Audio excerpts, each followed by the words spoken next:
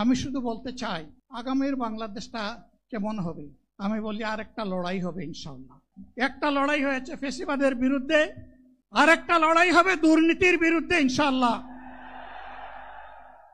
এই দুর্নীতির মূল উৎপাটন করার জন্য যা দরকার, আমরা তারুণ্য এবং যৌবনের শক্তিকে একত্রিত করে সেই লড়াইয়েও ইনশাআল্লাহ আমি জয়লাভ করব। প্রিয় ভাইরা,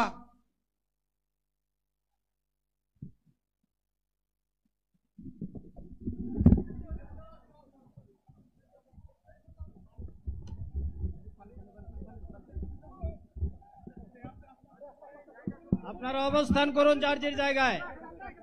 আপনাদের সবকিছু দেখার জায়গা স্থান পরিবর্তন করবেন না, সবাই জায়গায় থাকেন, সবাই তার নিজ নিজ জায়গায় অবস্থান গ্রহণ করেন,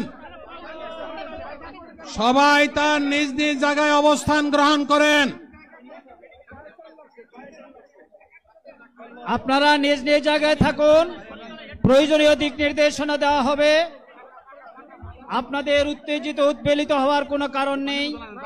মহান রাব্বুল আলামিনের একান্ত মেহেরবানিতে আমাদের প্রোগ্রাম আলহামদুলিল্লাহ, শুকরান, আলহামদুলিল্লাহ কাসিরান। সম্মানিত ভাইরা, আপনারা সম্মানিত ভাইরা, আল্লাহ রাব্বুল আলামিনের রসের মেহমানিতে এই গরমের সদরে মাহফিল মুহতারাম আমিরে জামাত চিরাই সুস্থ হয়ে যাবেন ইনশাআল্লাহ। আমি আল্লাহ তাআলার শুকরিয়া আদায় করি,